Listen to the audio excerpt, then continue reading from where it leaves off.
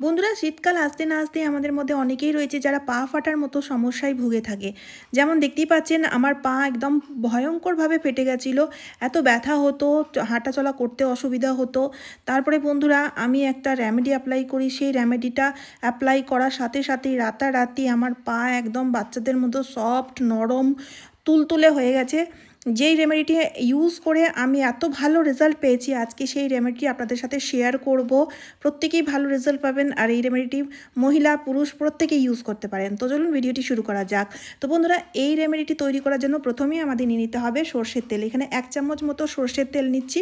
বন্ধুরা, সর্ষের তেল আমাদের ত্বকের জন্য খুবই উপকারী। তার সাথে সাথে সর্ষের তেল যেহেতু গরম প্রকৃতির হয়ে থাকে, তাই পা ফাটা রিপেয়ার করার জন্য, পা ফাটা ঠিক করার জন্য সর্ষের তেলের কোনো তুলনা নেই। এবার আমাদের নিয়ে নিতে হবে ভ্যাসলিন। হ্যাঁ বন্ধুরা, এই ভ্যাসলিন আমরা প্রত্যেকেই শীতকালে ইউজ করে থাকি। অনেকে ঠোঁটে ইউজ করে থাকে ঠোঁট ফাটা দূর করার জন্য, হাত পা ফাটা দূর করার জন্য। যেহেতু ভ্যাসলিন আমাদের স্কিনকে খুব ভালো মতো হাইড্রেট করে থাকে, যার ফলে স্কিনের শুষ্কতা খুব সহজেই ভ্যাসলিনের সাহায্যে দূর হয়ে গিয়ে আমাদের স্কিনকে নরম, সফট, কোমল, তুলতুলে করে দেয়। তো এখানে ভ্যাসলিনটাকে এই তেলের সাথে প্রথমেই আমাদের ভালোভাবে মেশাতে হবে, যাতে ভ্যাসলিনটা ভালোভাবে মিশে যায়। কারণ ভ্যাসলিন দেখবেন অনেকটা চিকন ধরনের হয়ে থাকে, তাই তেলের সাথে মেশাতে একটু টাইম লাগতে পারে, কিন্তু দেখবেন মিশে যাবে। আর ভালোভাবে যেন মিশে যায় সেই দিকটা লক্ষ্য রাখবেন। এইভাবে ভালোভাবে দেখুন, দেখতেই পাচ্ছেন মিশে গেছে। যখন ভ্যাসলিনটা তেলের সাথে ভালোভাবে মিশে যাবে, এবার এক এক করে বাকি জিনিসগুলো নিয়ে নেব। এরপরে আমাদের নিতে হবে অ্যালোভেরা। তো এখানে আমি প্লান্ট অ্যালোভেরা জেলের ইউজ করছি। চাইলে টিউব অ্যালোভেরা জেলেরও ইউজ করতে পারেন, কারণ অনেকেরই কমেন্ট আসে যে দিদি আমার কাছে তো প্লান্ট নেই অ্যালোভেরার, তো আমি কি টিউব অ্যালোভেরা জেল ইউজ করতে পারবো? হ্যাঁ বন্ধুরা, করতে পারেন। কারণ অ্যালোভেরা জেল আমাদের ত্বকের জন্য খুবই উপকারী, ত্বকের শুষ্কতা খুব সহজেই দূর করে দেয়। তো এখানে আমি দেখুন অল্প পরিমাণের অ্যালোভেরা জেল নিচ্ছি। টিউব অ্যালোভেরা জেলও আমার কাছে রয়েছে, কিন্তু যেহেতু মানে গাছের একদম ফ্রেশ জিনিসটা, এটা বেশি ভালো, তো তার জন্য আমি এই প্লান্ট অ্যালোভেরা জেলটাই নিয়েছি। এমনিতে অ্যালোভেরা দেখবেন আমাদের স্কিনকে উজ্জ্বল করে থাকে, তো তার জন্য এখানে অ্যালোভেরার ইউজ কিন্তু আপনার করতেই হবে। অ্যালোভেরা জেলটা দেওয়াতে তারপরে আমাদের ভালোভাবে মিশিয়ে দিয়েছি। মিশিয়ে নেওয়ার পরে এবার আমাদের নিতে হবে ট্যাবলেট। এখানে প্যারাসিটামল ট্যাবলেট নিচ্ছি। তো এই প্যারাসিটামল ট্যাবলেট একটা নিতে হবে। বন্ধুরা, অনেক সময় দেখা যায় আমাদের পা ফেটে গিয়ে রক্ত বেরায়, ইনফেকশন হয়ে যায় বা ঘা হয়ে যায়, তো সেই সমস্ত সমস্যা দূর করবে এই ট্যাবলেট।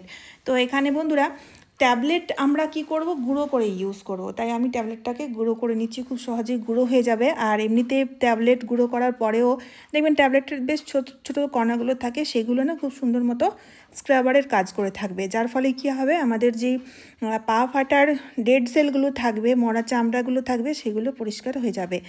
তো আমি দেখতেই পাচ্ছেন এই ট্যাবলেট গুঁড়োটাকে এর সাথে দিয়ে দিলাম। এবার ট্যাবলেট গুঁড়োটা দিয়ে আবারও কিন্তু ভালো করে চামচের সাহায্যে ফেটিয়ে ফেটিয়ে আমাদের মিশিয়ে নিতে হবে। তো এইভাবেই বন্ধুরা খুব পাওয়ারফুল একটা ক্রিম তৈরি হয়ে যাবে। পা ফাটা রিপেয়ার কীভাবে করব, এক রাতেই আপনাদের ভয়ঙ্কর পা ফাটা রিপেয়ার হয়ে যাবে। লাইভ রেজাল্ট এই ভিডিওতে আমি আপনাদের সাথে শেয়ার করব, যাতে প্রত্যেকেরই বিশ্বাস হয়, প্রত্যেকেই বুঝতে পারে। বন্ধুরা, অনেকেই রয়েছে যাদের পা ফাটার সমস্যা সারা বছরই থাকে, শীতকাল, গ্রীষ্মকাল, বর্ষাকাল, সবসময়। তাদের জন্য বিশেষ করে এই রেমেডিটি খুবই উপকার। এবার বন্ধুরা আমাদের কি করতে হবে, আমি এখানে একটা প্লাস্টিকের গামলা নিয়েছি, আর তারই সাথে আমাদের নিয়ে নিতে হবে জল। এখানে আমি উষ্ণ গরম জলের ইউজ করছি, কারণ প্রথমে আমাদের পা পরিষ্কার করতে হবে। নোংরা ময়লা পায়ে আমরা যে কোনো রেমেডি অ্যাপ্লাই করব, কোনো মতেই যতই পাওয়ারফুল রেমেডি অ্যাপ্লাই করি না কেন, কোনো কাজ দেবে না। প্রথমেই আমাদের পাটাকে ভালো করে পরিষ্কার করতে হবে। তো পা পরিষ্কার করার জন্য এখানে উষ্ণ গরম জল নিয়েছি, তার সাথে নিয়েছি ফিটকারিটাকে জলের সাথে এভাবে গুলিয়ে নেব। এইভাবে গুলিয়ে নিলে ফিটকারির যে গুণাগুণ সেটা জলের সাথে মিশে যাবে। ফিটকারি আমাদের পায়ের মধ্যে থাকা ইনফেকশন, ব্যাকটেরিয়াগুলোকে খুব সহজেই ধ্বংস করে দেবে, যেহেতু ফিটকারির মধ্যে রয়েছে অ্যান্টিসেপটিক গুণ। ঠিক আছে, তো কিছুক্ষণ এইভাবে ঘোরালেই দেখবেন জলের কালারটি হালকা একটু চেঞ্জ হয়ে যাবে, সাদা সাদা হয়ে যাবে। তখন বুঝতে হবে ফিটকারির গুণাগুণ জলের সাথে মিশে গেছে। ফিটকারি পাউডার থাকলে ফিটকারির পাউডার 1/2 চামচ মতো জলের সাথে দিয়ে দিন, সেটাও কিন্তু কাজ দেবে খুবই, যেটা আপনাদের সুবিধা মনে হয়। আবার আলাদা করে পাউডার তৈরি করতে হবে, তাই আমি ফিটকারিটাকে এভাবে জলের মধ্যে গুলে নিলাম। এবার আমাদের নিতে হবে 1 চামচ মতো লবণ। এই জলের মধ্যে 1 চামচ মতো সাদা লবণ দিয়ে দিচ্ছি। লবণ দেখবেন আমাদের ফাঙ্গাল ইনফেকশন দূর করে থাকে, বা অনেক সময় দেখা যায় পা ফুলে যায় শীতকালে, অনেকেই রয়েছে পা ফুলে যাওয়ার মতো সমস্যা, সেই পা ফোলা দূর করবে। লবণ যেহেতু একটা সুন্দর মতো ক্লিনার, তাই খুব সুন্দর মতো ক্লিনিংয়ের কাজটাও করে থাকবে। তারপরে অল্প একটু লেবু চিপে তারপর পা দুটোকে এই উষ্ণ গরম জলের মধ্যে ডুবিয়ে রাখুন মোটামুটি 10 মিনিটের জন্য।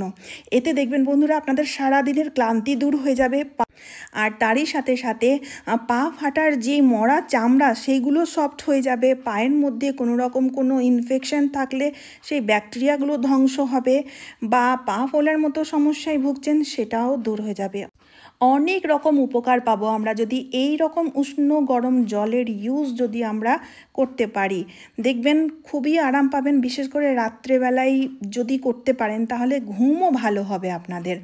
তো বন্ধুরা আপনারা হয়তো দেখে থাকবেন, আমরা যখন পার্লারে যাই, পার্লারে গেলে যখন আমরা পেডিকিওর করাই, তো সেক্ষেত্রেও কিন্তু জলের মধ্যে পা ডুবিয়ে রাখে। তার কারণটাই হচ্ছে যে এই যে মরা চামড়াগুলো রয়েছে না, ডেড সেলগুলো রয়েছে, এগুলো নরম হয়ে যায়, নোংরাগুলো সফট হয়ে যায়, খুব আরাম পাওয়া যায়, রিল্যাক্স হওয়া যায় খুবই।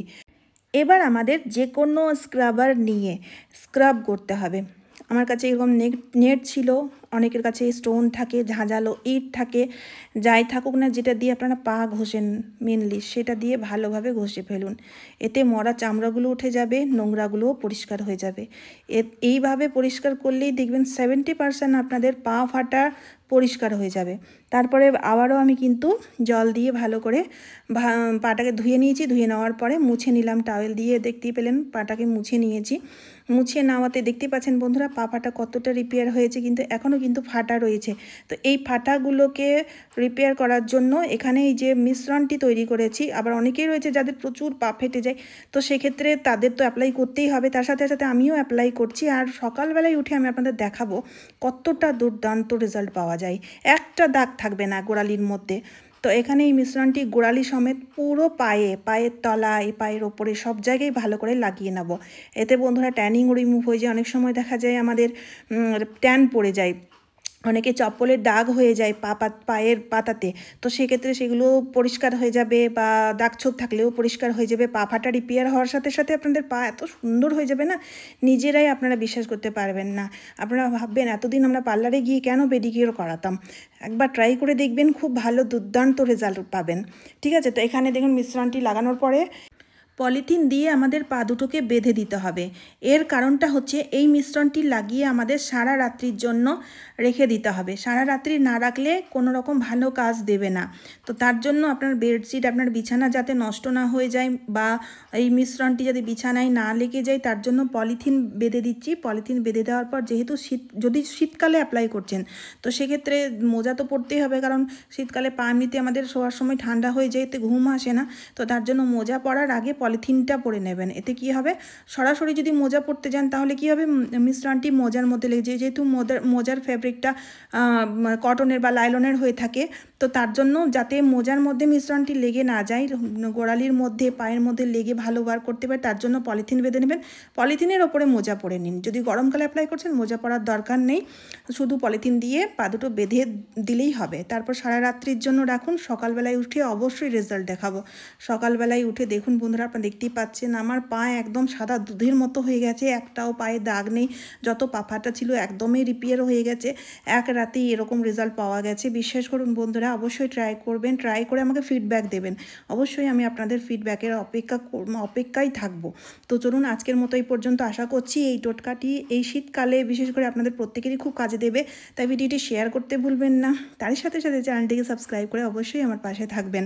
তো চলুন আবারও দেখা হচ্ছে অন্য কোনো নতুন ভিডিওতে। টাটা বন্ধুরা।